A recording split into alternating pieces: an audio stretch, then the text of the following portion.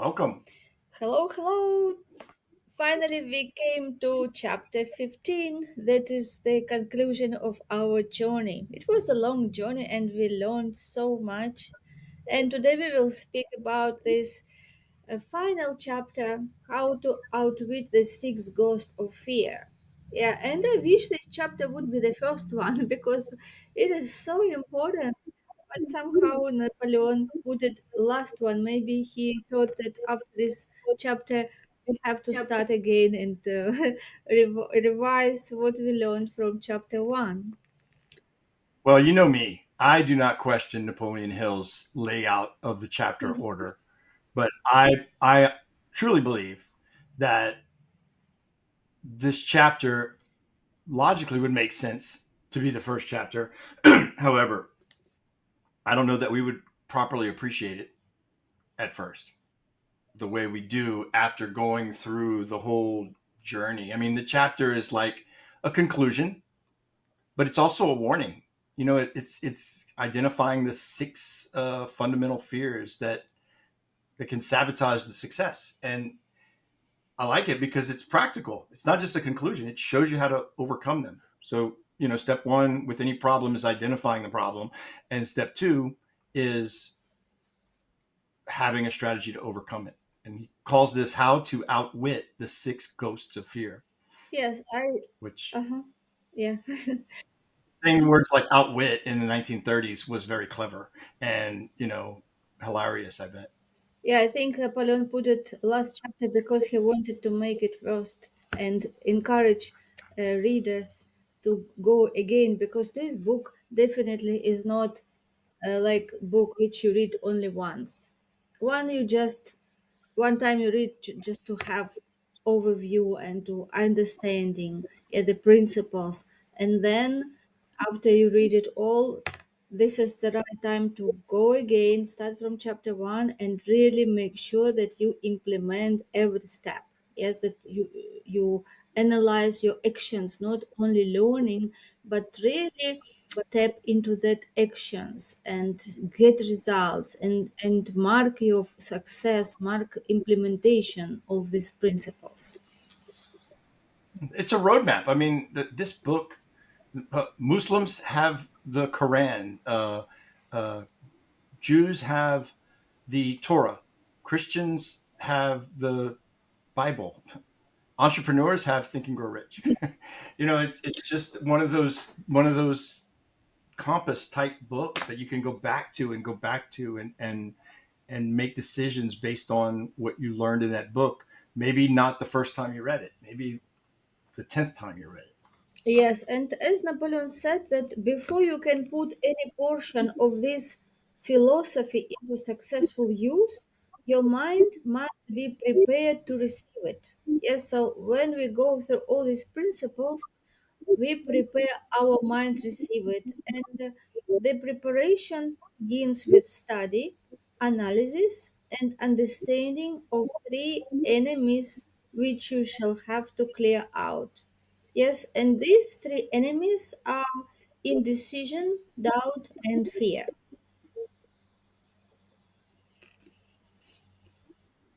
Well, and fear is the big one because the whole book he's calling for the state of mind so that we can master success. But unless you eliminate fear, it doesn't matter how well you've developed your mastery of the principles. If you're afraid, it doesn't matter. It doesn't matter how good you are at diving. If you're afraid to jump off the diving board, all that all that training and all that understanding doesn't matter. You've got to overcome the fear. Yes, this is highlighted here that the sixth sense will never function while these three negatives or any of them remain in your mind. The members of this unholy trio are closely related, and where one is found, the other two are close at hand. Well, and fears. I mean, fears kind of trumps all three. It kind of includes all three. But you're right. But they're nothing more than states of mind.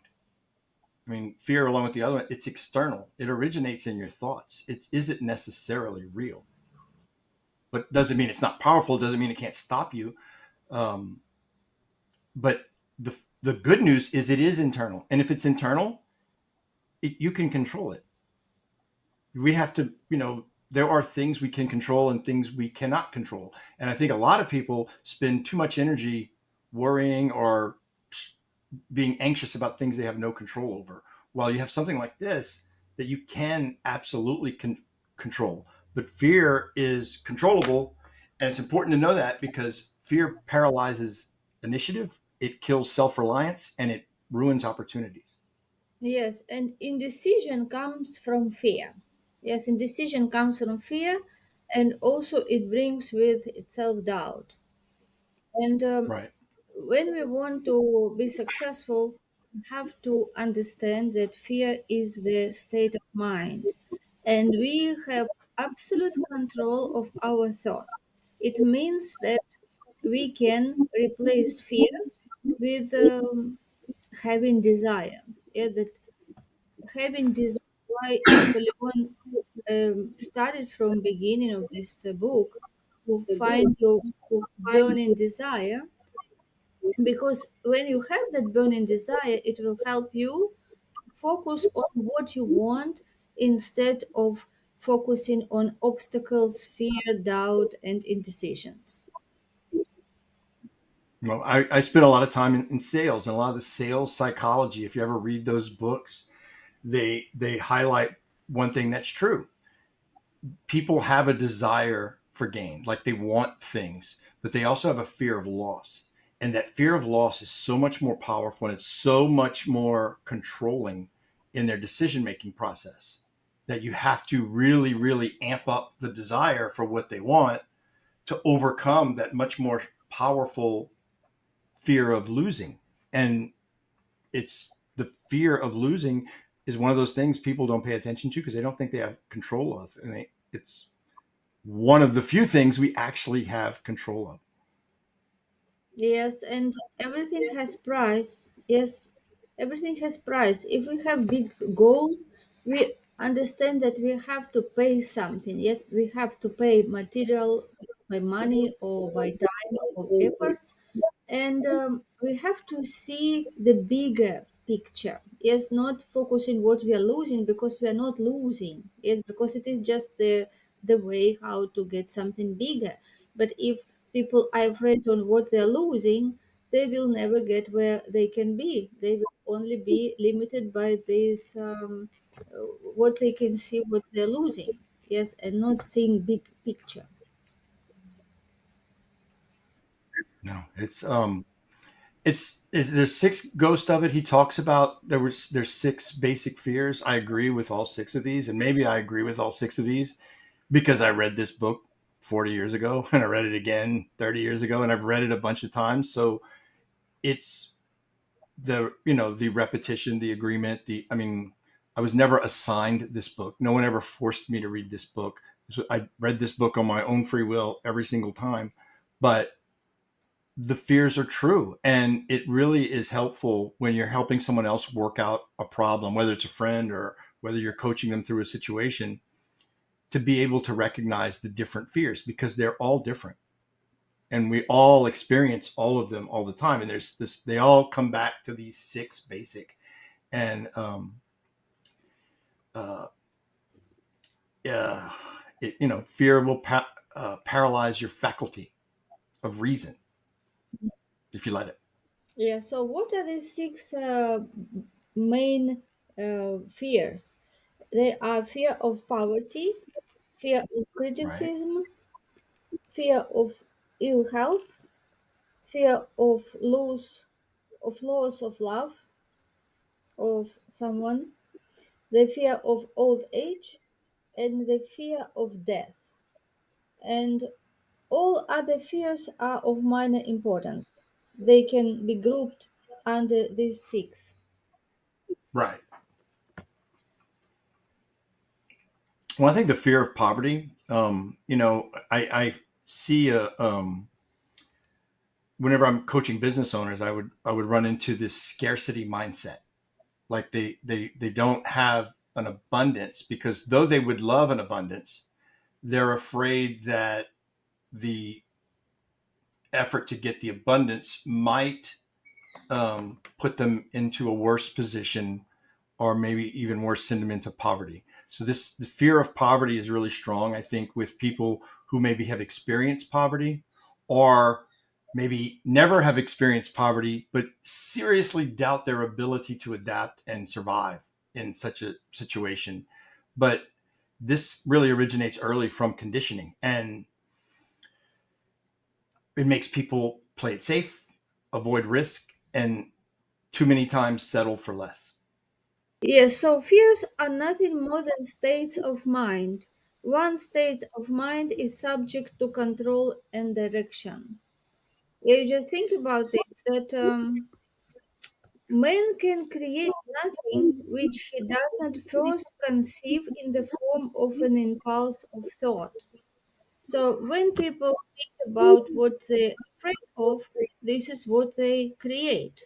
Yes, so we have to be very conscious about what we think about. What is dominating thought? Are we thinking about our goals, our achievements, or we think about lack, limitation, and fears? Well, and I think that the it's a lot easier to identify where what fear we're talking about when we see the action. Like I said, the fear of poverty makes people play it safe and avoid risk and settle. Um, when you talk about the fear of criticism, um, that's that fear of judgment prevents people from taking bold action. It's probably something you run into quite a bit, because big goals, right? He had a quote that I really like. Most people allow relatives, friends, and the public at large to influence them, so they cannot live their own lives. And the fear of judgment suppresses creativity and ambition, which those are important things if you're trying to move forward. But when you see that reluctance, or you see that suppression, you know that it's a fear of criticism. Just like when you see the settling, you know it's kind of a fear of poverty.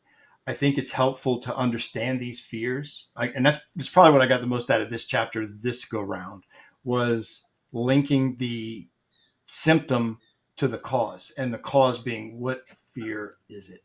Mhm. I like to look at the symptoms. I like to look at, because I know that the cause is usually fear, and fear to me is usually, a manifestation or a collection of the three things that can stop you. Um, but I love there was one quote in the last fear, the fear of death. He said, "This fear is useless. Death will come, no matter what anyone may think about it." And that quote made me think, was I grateful for today? Did I get as much out of today as I could today? Because the reality is death's going to come, but being afraid of it is useless, and that's 100% true. But this is often tied to religious or cultural conditioning, um, and obsessing over death drains joy and distracts from purpose, or purposeful living, I guess. Yes. And also maybe because religious leaders they sh- tell about death, like person can be in hell or something, in burning all in all life, or like all time, and this can scare people. But what Napoleon said here also, it is exactly what Jesus said in the Bible, that death is a sleep. Yes, it is sleep. And when he even resurrected his friend Lazarus, he said that Lazarus is asleep, yes, and I am going to waken him up. Yes, and also Napoleon said here that there is transmutation of energy, and energy doesn't end. Energy only change from one substance to another substance. Like there is transmutation of energy, and it is definitely nothing something that it is not that people should be afraid. Yes, it is something that we know that will happen anyway. And instead of thinking bad about this, just focus on every day, focus on this gift of life. Yes, this miracle, what we have every day, and how we can live it the best way and enjoy every moment, be present every day in what we do. Yeah, I think it's much healthier to think of it as more of a fear of the unknown than a fear of an ending. Hmm. Yes, definitely. Yes, that's also another fear of poverty. Yes, fear of poverty. If people feel fear, any kind of fear, fear of poverty, it means that they will think about lack and limitation. And this is what they will attract because we attract what we think. Because our thoughts, they are impressed in subconscious mind, and subconscious mind is emotional mind. And depending of the thoughts we have feelings. Yes, if we feel about something lack, it will be negative, and this will be the frequencies which our body will transmute. Yeah, and this is what we will attract. It will be like we setting ourselves to channel which is in diapason of those frequency of lack, limitation, poverty, and this is exactly what we will be attracting. And we live in abundance. So this is just state of mind. We have to switch our thoughts and choose to think about big goals, achievements, what we can do, focus on steps which we can take, and this way how we can succeed. And you said it earlier, you have to give something up to get something new. And the approach is different because just because you have maybe a mindset of abundance, it isn't it wouldn't be prudent of me to just say I'm going with my current situation. I'm just going to go out and purchase $1 million car that is impractical where I live. But if I am driven, linking it to the desire that I want this $1 million car, well, that can be positive energy. That's the big goal. Well, the big goal is going to force you to make changes and change your profit margin or your income level or your salary or whatever it is you need to do to get that goal. But rather than letting the fear of poverty, which could be interpreted as being prudent, instead find the motivation in the goal and say, I don't, the goal is I want, even if I don't buy this impractical, expensive car, my goal is to be in an abundant position where that goal is not a decision that would make me worry about becoming poor or having, manifest some fear of poverty. There's, we mistake these fears as being smart or prudence, and sometimes they are, but it shouldn't stop there. It should say, I'm the situation I'm in is not acceptable to deliver the goals that I want, and these fears are what are stopping it. Because if you don't, if you defeat these fears and you apply everything from the first 14 chapters of this book, you realize that there's people who are not as gifted and as bright as yourself have created way more wealth than you've ever imagined.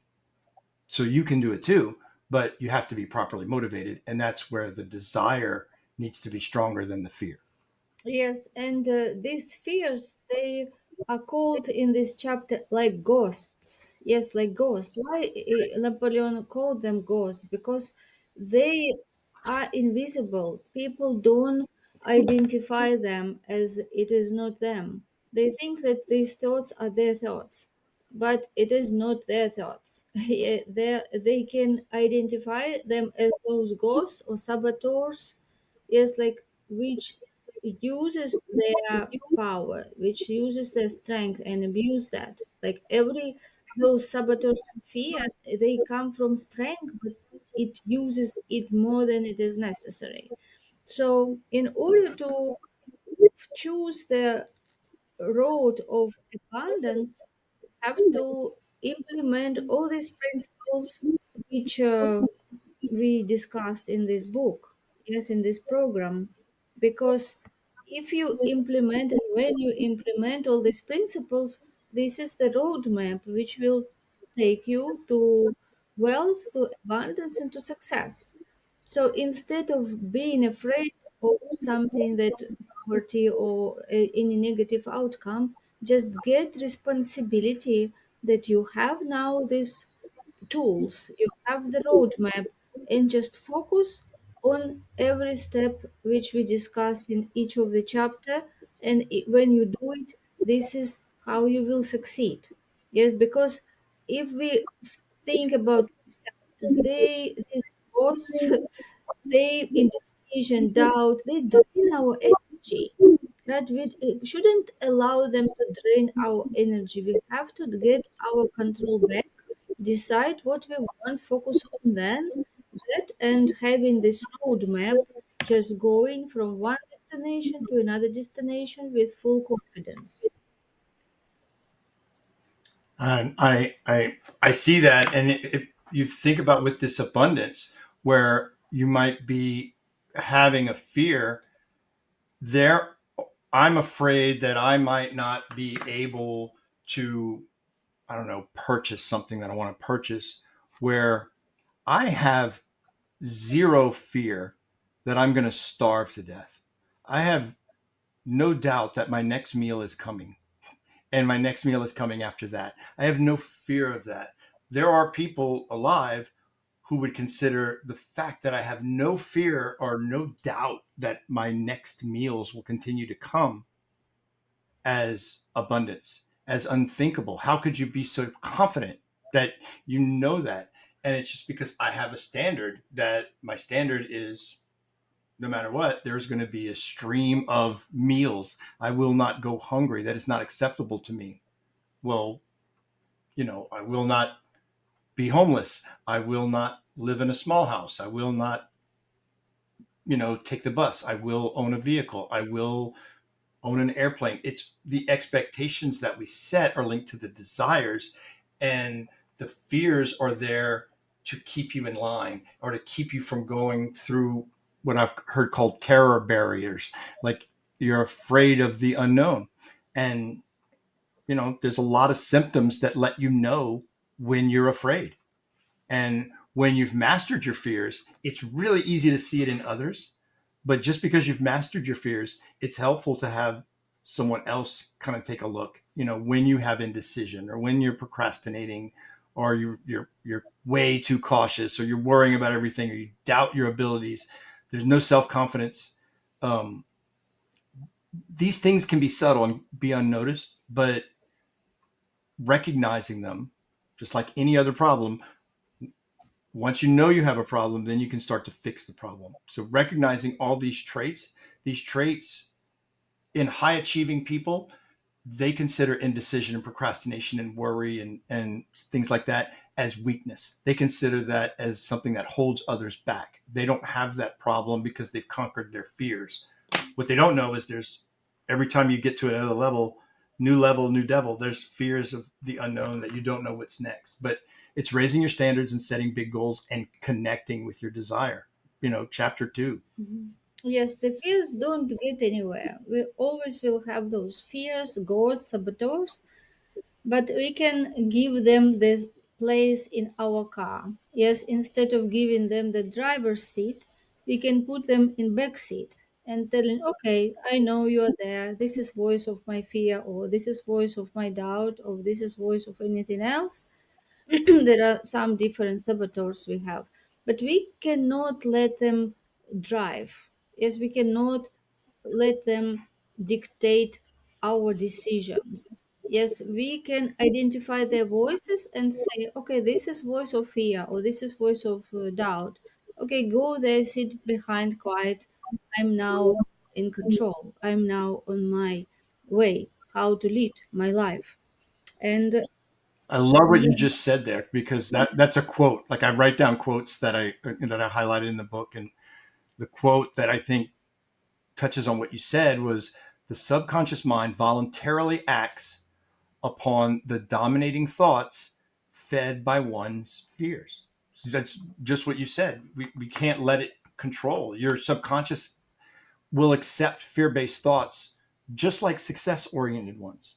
But if we're not involved in the decision, your subconscious mind is going to default or play it safe.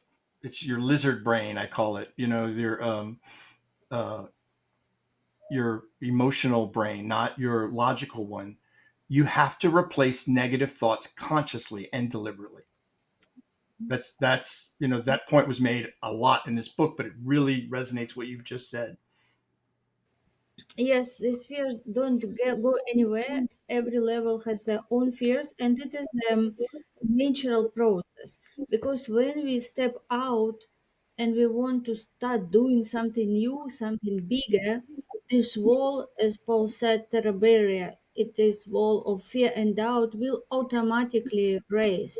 Because this is how our brain is operating. Everything what is not known, everything unknown, it will bring fear on autopilot, on autopilot. But when we understand this process, that always the breaking through to next level, why we say breakthrough, right? What we're breaking through, the breaking through this wall of fear and doubt. This is what we're breaking through, right? Right. And the closer you get, the harder it is to break through.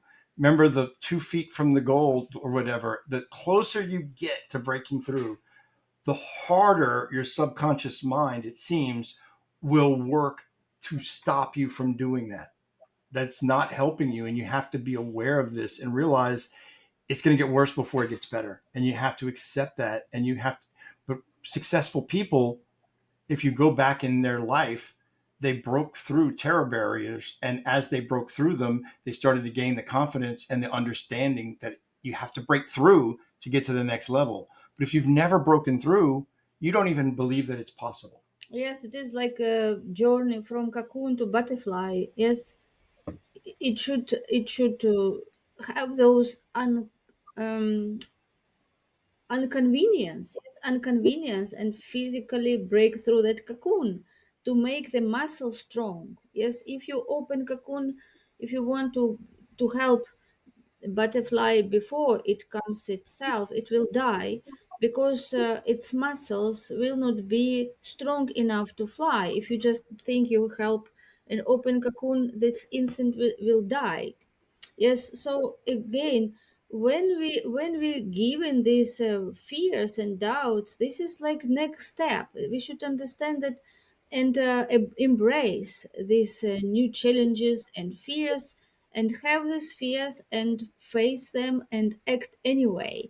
And this is just becomes the part of our nature.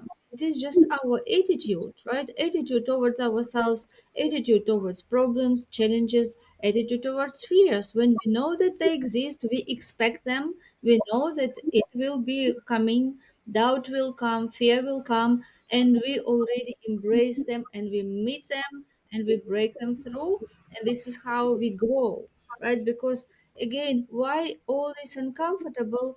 Because we are at this level and we want to grow to different level. So this is how when we breaking through these fears, this is how we growing, and this is how we level up and get to our goals, because we have to become energetic equivalent to what we want. We cannot be the same as we were, having the same habits, doing the same, and having different life, different goals. We cannot achieve them. We have to grow. We have to transform ourselves to become match, and then we start acting everything that is at that level. Well, I think you make my point that we made at the beginning about why this chapter is at first, because it's a lot easier to understand these concepts because so much of this is happening in the subconscious.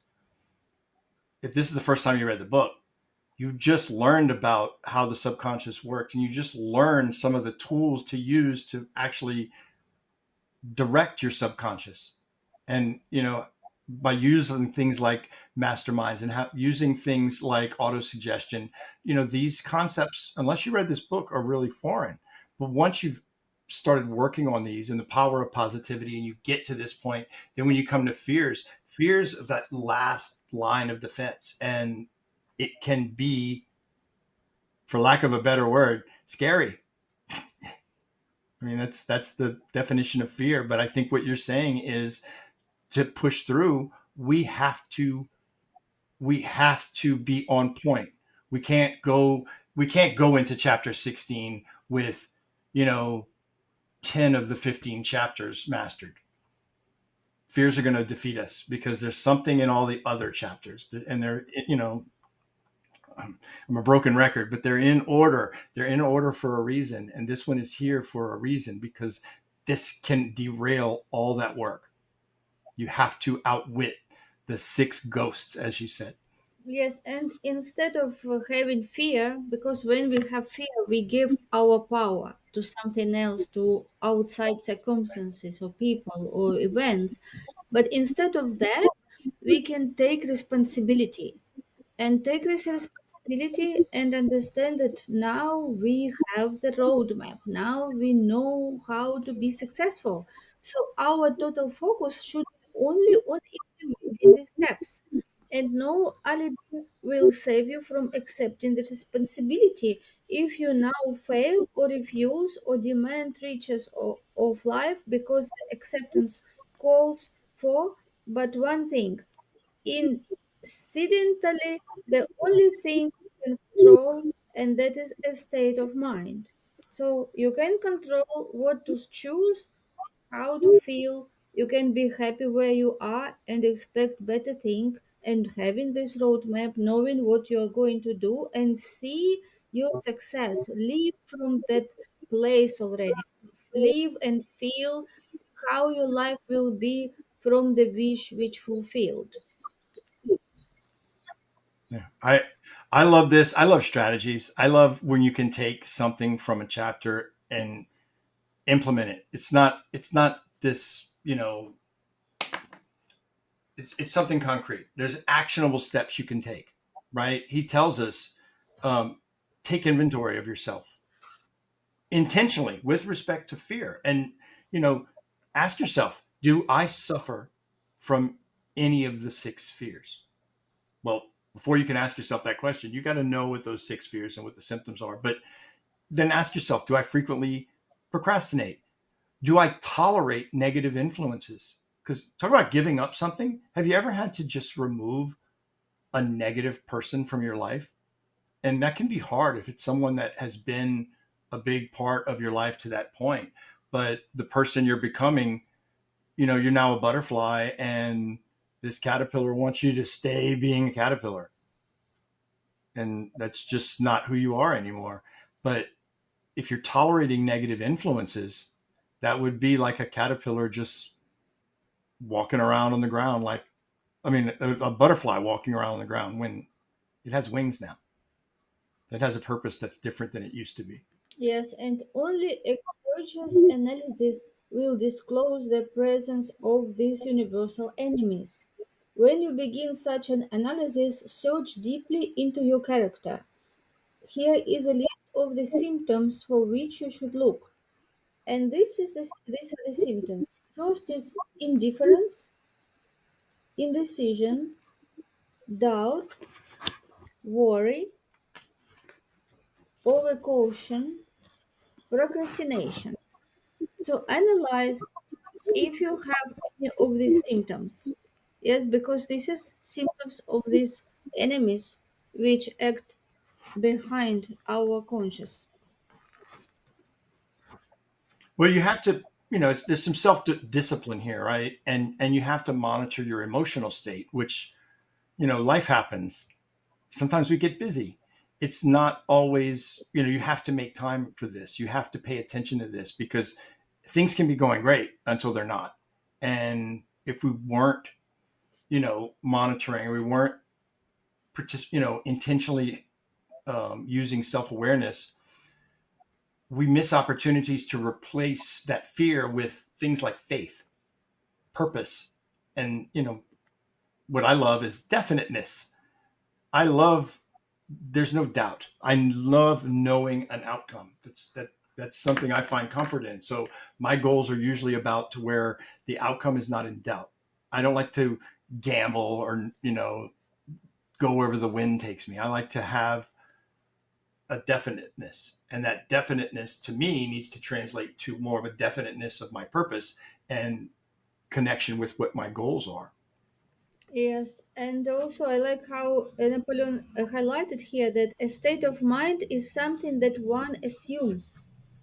Just think about, you assume something you already have, or assume who you become, and you don't need material things to assume. Yes, it is totally free. You can just think what you want, who you want to become, assume what you already have, that and that you already became that person, and what does your life look like, and then do everything, think from that place, act from the place, feel those emotions which you have, everything from that place.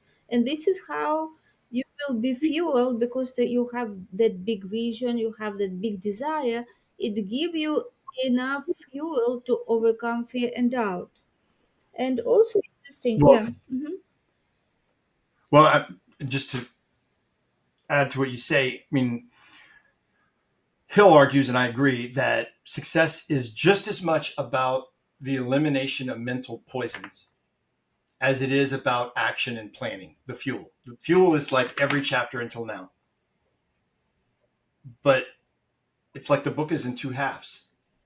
There's the fuel, and then there's the elimination of the poison. The poison being the fear.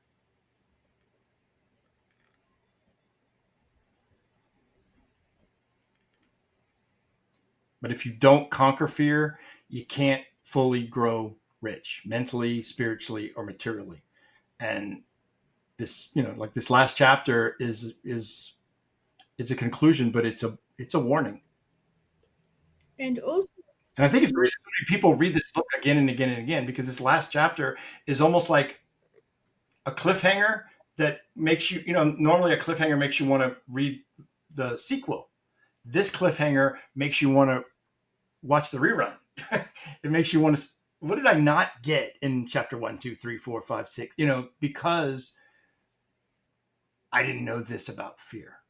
I hadn't been exposed to this concept yet. So how will I read chapter four after knowing this? Probably differently. And that's why I think I get something different out of this book every single time I read it. But this last chapter is almost like the introduction. It just hooks you. mhm. Yes, and I want to come back again to the state of mind. That state of mind is something that one assumes, and it cannot be purchased, it must be created. This is very powerful. You just think about this. You cannot buy state of mind, and it also doesn't come to you automatically. It is not that you were born with right state of mind. And of course we know that there is so many different viruses we collect, and we have everything inside of us, and we have to create the right state of mind. Fear of poverty is a state of mind, nothing else, and other fears, it is all state of mind.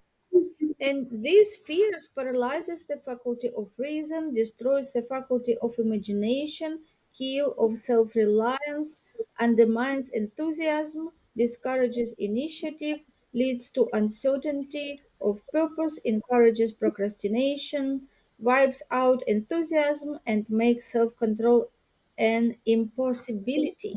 Yeah, this is all negative effects of fears. So because we know that we can create and we become aware now of this, yes, so this is also brings responsibility, because now we cannot blame somebody that, or like, I'm not successful or I'm not rich because politicians, or because economy, or because my family. No, now you have this roadmap, you have this like compass which shows you the way, and you have to take total responsibility of how you implement these principles, because now you have them. It's just go again from chapter one and start implementing, and really analyze deep how you change every of these implementations. Is how your life changes, how you change, how you start think different. Yes, that you think from power, from abundance, from success, and see how your life will start changing. Well, the chapter's clear. The fear is the root of our failures, and awareness of that is our power. The six fears, I like how they're laid out. They make sense to me. They're universal. But like you said, there's the mental discipline is the key, right? Everyone experiences these fears. You're not unique if you have these fears, but not everyone conquers them. That's why it says awareness is power. You can't conquer it if you're not aware of them. But the end of this chapter to me is a call to courage. And that's what's inspired. Hopefully, I hope people listening to this and people reading this book for the first time feel like I do. They read this chapter and it makes them want to read the book again. But this is a call to courage. It, the chapter itself is like a philosophical and emotional climax. Um, the chapter itself challenges us to make a final leap into self belief and fearless action. And that takes strength, and the strength is provided in the previous chapters, which is why now that you know what you're fighting against, you want to go find out how to all the different ways to win and succeed in this fight. But it's all of this is between your ears. It's in our heads. It's in our minds. It's like you said. It assumes we make a lot of assumptions, and some of them aren't right. Yes, and also I liked how Napoleon said in this chapter that life is not the same. It is we exist in different parallel worlds. It's like one situation happens, but different people who are in this situation, for them the situation is different because this is how they assume, right? This is how they look at things. They look at things through the prism of their beliefs, through the prism of their habits and their background, those all these called paradigms. Yes, so you can always choose how to look at things. You can always choose how to be empowered.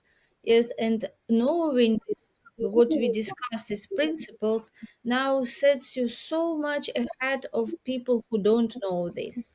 Yes, and brings you that feeling of being in control because now you know how to ride the horse. Yes, like how to manage uh, all these invisible forces which pull you back, right? So when you master this, you can be much further than you could ever think before without having this knowledge. And you don't have to be a master. And I sometimes remind people of this. You don't have to be a master. Success in life, success in business, success in sometimes it's not a competition. But in many times the reality is it is a competition for you to have to get that client or to date that person or to have that thing. It means someone else can't have it. So there's sometimes there's competition. Well, you don't necessarily have to be a master of all things presented here to win the competition. You just have to be a little bit better than the person you're competing against. And implementing the principles in this book, even just a little bit, I mean, not like really doing it and going over the top like you and I do, but just implementing the principles in this book and having the awareness and the tools to fight fear is going to make you better and more equipped if you're ever in those situations that are competitive. And when they're not competitive, well, great, your mindset's right. Your desire is clear. Your subconscious is not polluted and you've conquered your fears. But you don't have to be an expert in all things to win. and winning is sometimes required to push through the next levels of other things. And it's not an unfair advantage. It's just when you take the initiative and you have the discipline to better yourself, you're putting yourself in position to succeed where others aren't doing that. Yes, and it really gives a confidence when you know that you can do that. You can achieve your goals, you can achieve your dreams, you can achieve that level of financial freedom, and it all depends on you. So now, when you have this knowledge, you should feel empowered. Yes, because you have no excuses. You cannot say like something is controlling your results. Now you know that your thoughts, your feelings, your actions, your discipline, having big desire, and different tools which you received in this course from this book will equip you to achieve your goals, to be successful, and of course to grow. Yes, to live life with fulfillment and happiness in different areas of your life. I agree. I agree. I'm a little part of me is sad that we're at the end of this book, Elena.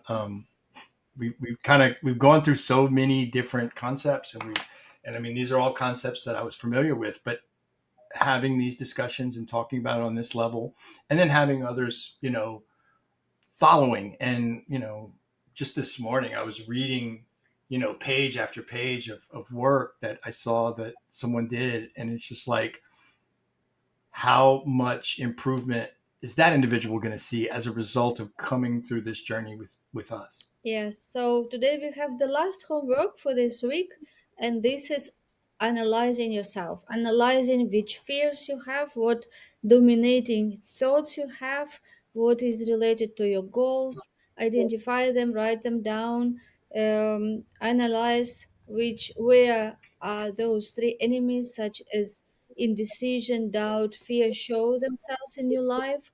Also analyze which fear you have from those six which we mentioned, and just assume what you want to have. Replace those ideas, replace those negative thoughts with those ideas which you want, which will empower you, which will inspire you, and which will help you to be in control and succeed. I think it's helpful to write, and I've done this, and that's why I say it's helpful because it was helpful. Write the six fears down after you understand them, and then write an example of where you've experienced this fear and it's made an impact. Some might be really easy, some might make you really have to dig deep. But if you go through that exercise and you identify those fears and you own them, that's the hard part. The easy part is overcoming them. The hard part is seeing them and being honest and admitting to them, and I shining the light on them. Say this is just a fear, and a fear is in between my ears. It's something I made up. It's not real. It might be based on something that's real, but more often than not, it's based on another fear, not the actual threat that you're claiming is the problem. Yes, this all state of mind, this is assumption, and you also can analyze the situation when you had fear and how you acted, and look at the situation from different perspective. Think if you knew this, what you learned now, what you know now, how you could act different if you didn't let that fear dominate. What would be outcome of that situation? Analyze those situations and make decision how you will decide and how you will act in future, empowered by the knowledge which you received. It's brilliant. The ghosts of fear haunt everyone, but with awareness and practice, you can banish them. That was the last note I wrote in my notebook. Yes, so have the fear and do it anyway. Yes, face the fear and it will disappear. Disappear. Master yourself, master your thoughts, master your state of mind, and this is the key to success. And again, we encourage you not to finish here, but to start the book again, go through first chapter, and really focus on implementing each and every principles which we learned. And don't just do it again. I encourage you, if you feel like I did, I just felt moved to share this book with as many people as I could. I encourage you to do the same, because it really feels good when you're talking to someone who's read the book for the first time, and then they start coming to you as if you're the expert on all of these things, because to them you are. And it really pushes the lessons, it really pushes the truths that are in this book deeper and deeper, and it becomes more and more a part of you, and that's a good thing. Yes, and of course, if you found this program beneficial for you when you gained knowledge and other positive things, and you can also refer it to other people. Yes, introduce this program, and of course, give us feedback if you have any questions. We're always happy to support you. And no doubt we'll be doing something similar with future books. And I would love to know what books the people listening to us would recommend to us to do this same sort of series with, because I know I've got a list of books that in my head, and I know, Alina, you got a list of books in your head, and we've seen each other's lists and they're very similar. There's a lot of the same books on both lists. This one was just at the top of both of ours. Um, but there's some really good information out there, and even just reading it sometimes isn't enough. You have to be able to discuss it and bounce ideas and listen to others and go deeper. Give yourself homework and give yourself a reason. But stay tuned, because we'll have, without a doubt, future programs just like this that, you know, helping you. Breaking barriers is a thing, and I pray that everyone who's gone on this journey with us so far is seeing that that truth is actually true. Yes, of course, and join the community of like minded people